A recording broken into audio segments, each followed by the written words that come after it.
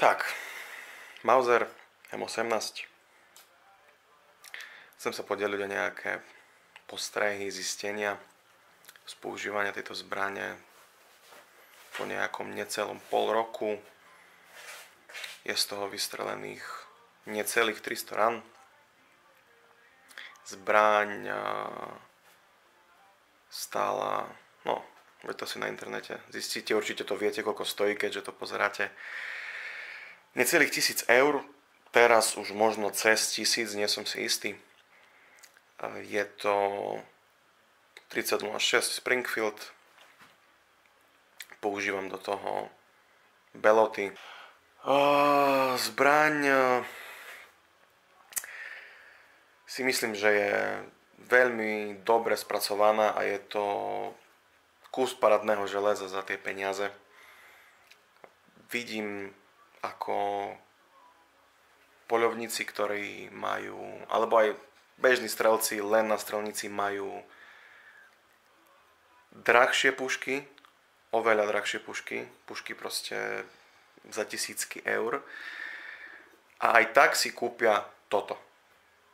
Kúpia si Mauser M18, hodia na to drahú 2-3 tisícovú optiku.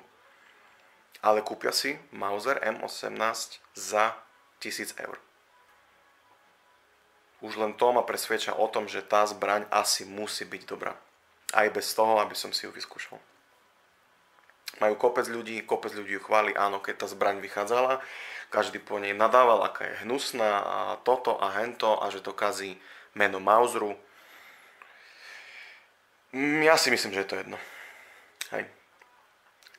Človek, ktorý s tým začína, alebo chce vyslovene, jak sa tomuto hovorí, pracovnú pušku, tak si myslím, že na tom nič zlé není, že Mauser spravil zbraň za 1000 eur. Také detailiky, čo si nájdete na internete, alebo čo pochopíte aj zo zahraničných videí, hovoriť nebudem. Hej. Že to má, aký to má záver, to viete, aké tam je množstvo kalibrov, čo do toho môžete dať, to tiež si viete zistiť, je toho kvantum, čo do toho môžete narvať od 223 po 300 Magnum. Takže takéto detaily vynechám, ale budem hovoriť čisto osobné pocity z tej zbrane. Púšť. Viem, že veľa ľuďom vadí, alebo veľa ľudí ohrňa nos nad touto zbraňou, alebo si ju nechce kúpiť. Ja sám som uvažoval, či si kvôli tomu jednému detailu zbraň kúpim, a to je to, že spúšť je plastová. Veľmi veľa ľuďom vadí, že je spúšť plastová, mne to tiež vadilo. Z toho pocitu, hej, že proste plastová spúšť, hej. Ale pokiaľ viem, Mauser má 10-ročnú záruku. Neviem, či na všetky komponenty, snať aj na spúšť. A ak by sa stalo, že mi tá spúšť povolí po 10 rokoch a 1 týždni, tak mi to je jedno, lebo tá spúšť už odslúžila 10 rokov. Tak si už proste po tých 10 rokoch dám tú spúšť vymeniť. Takže to bol jeden z tých faktorov, ktorý ma presvedčil, že OK, nevadí, že tam je plastová spúšť, ak je tam tá 10-ročná záruka. No, čo sa týka záveru, alebo dobre, dajme zásobník. To síce viete, určite z tých videí hovorím, zásobník je super, není problém vôbec s podávaním akýchkoľvek nábojov. Neviem, samozrejme, či za to môže dobré spracovanie zásobníka alebo dobré spracovanie záveru, ale či tam dám FMIčka alebo normálny poloplašť, všetko ide bez problémov. Vždycky tam ten náboj zapadne. To, že je dvojradový, je fakt fajn, lebo viete, dá sa ľadovať zhora. Nemusíte vyberať reálny zásobník, máte ho dnu a nabíjate normálne zhora. Tak, záver je masívnejší. Keď to porovnám s tykou a čezetami, šestovkami. To, čo som mal v ruke, hej, samozrejme. týka a čezety majú ten záver trošku jemnejší, akože bavíme sa o tele, je proste tenší. Tento záver je hrubý, vypušťanie záveru je na druhej strane, to určite viete. Záver je hrubší, masívnejší, ťažší. Je tu ten indikátor, bodka toho, že je nabité. Je to fakt super, lebo reálne, kebyže ste niekde v lese v noci, samozrejme, máte vždy vedieť, jak ste na tom so zbraňou. Je nabitá, není nabitá, áno. Ale tu máte istotu. Reálne to vôbec necítite, keď tá zbraň není obťahnutá. Hej.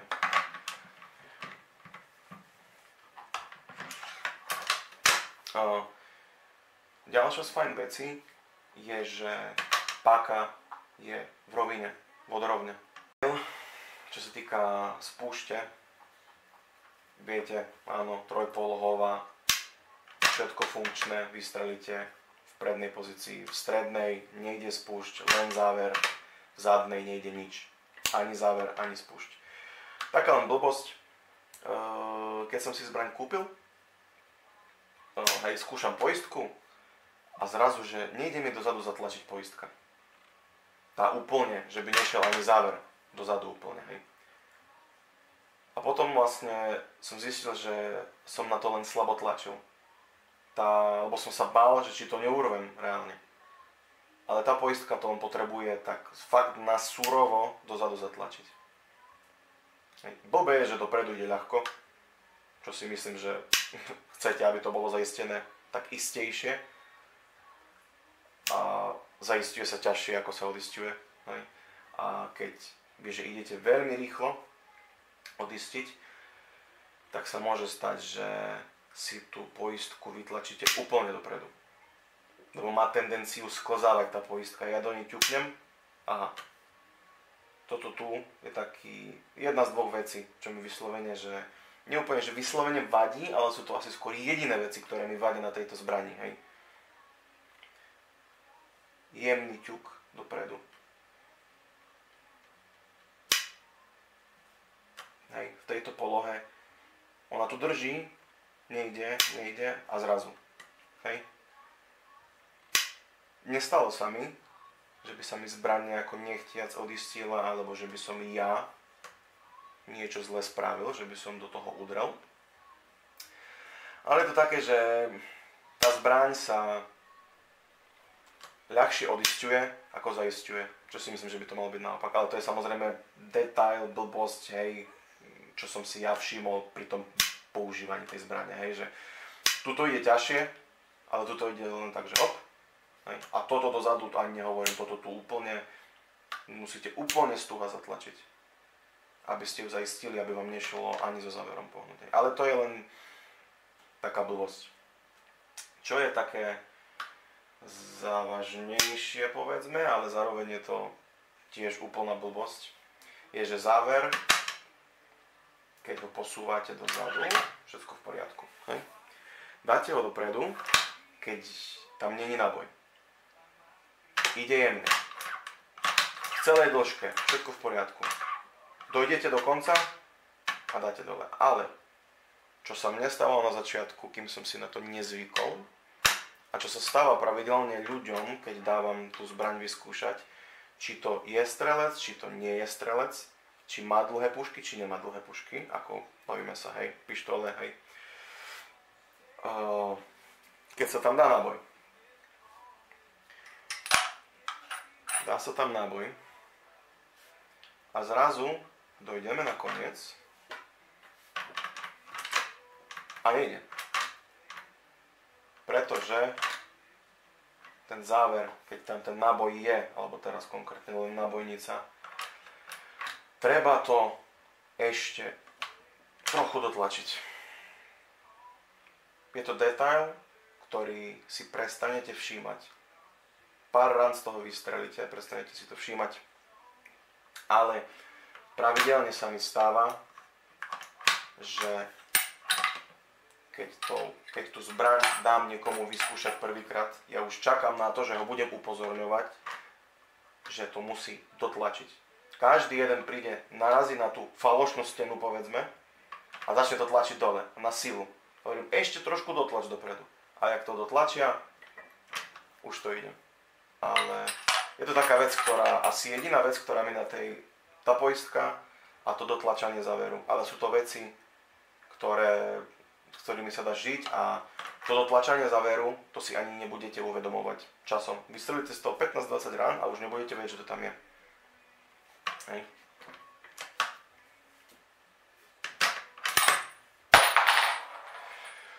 Ku záveru, ku jeho chodu, na začiatku išiel, no asi tak, jak všetky pušky, maliličko ťažšie, ako ide teraz. Teraz ide úplne sám. Hej, dobre, puška je trošku naklonená, ale ten záver ide sám. V každej chvíli tyku, ako jemno idú závery od tyky, áno, idú. To je čistá pravda, ale toto ide tiež jemne.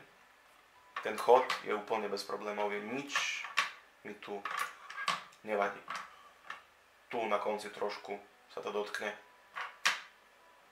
toho vypúšťania záveru na druhej strane. Ale to je všetko, to ani necítite. Pri tom rýchlom prebíjaní vôbec vám to neprekáža. Ten záver je super. Také, čo by som ešte... Ten záver tak trošku si psuje. Asi kvôli tomu, že je tak jemne frezovaný. To sa aj potom začne ukázať, keď sa začne odierať tá farba. Tu to trošku vidno, že to není leštené, ale je to keby tak najjemnúčko frezované. K spúšti nebudem hovoriť nič extra. Ja ju mám nastavenú na 700 gramov. Tovarenské nastavenie od nejakých 1100 do 1200 gramov. Detaily, drobnosti ohľadom spúšte hovoriť nebudem. Je jeden YouTube kanál, jeden pán robil recenziu priamo na spúšť. Dám link do podpisu. Takže k tomu hovoriť nič nebudem. Ten pán to zhrnul veľmi dobre a rozumie sa do toho určite viac ako ja. Takže to by bolo asi tak všetko. Akurát, hej, je to 30.06, takže záver je dlhý. Hej, niekomu to vadí, niekomu nie. Keď som si kúpil licnicu, stalo sa mi párkrát, že som bola viac vpredu licnica a som reálny záver nedotlačil úplne dozadu, lebo mi zavádzala licnica a vlastne som si ten náboj neobtiahol, nenabil som ho. Ale to je... Hej, keď nebudete mať licnicu, vám to je jedno. Niekomu vadí dlhý záver, neviem. Hej. Jeden známy, teraz mi napadlo, keď som toto spravil, jeden známy mi spomínal, že Mauser skúšal, mal ho v ruke, nie na strelnici, len v ruke, a že sa mu presne, aspoň ak som to pochopil, tak toto mu vadilo. Že je ten záver rozheganý, že sa hýbe, že má vôľu na konci. Vadí to, nevadí to, neviem. Ten záver predsa vzadu nepracuje. To, že je tu trošku voľný. Samozrejme, vždy je lepší pocit, keď je všetko napevno, riadne, hej, ale toto mu proste vadilo. Toto bola jedna z vecí, ktorá ho odradila. Ale nie je to nejak, neviem, jedno. Ako áno, ten záver sa trošku tak hýbe. Ale neviem, aj keď napríklad zaistím úplne, ten záver sa trošku hýbe. Je to vidno. Ale či je to problém, neviem, nemyslím si. Mám z toho odstrelených 300 rán, záver funguje, jak má, nerobí žiadne problémy, nabíja všetko. Takže tak.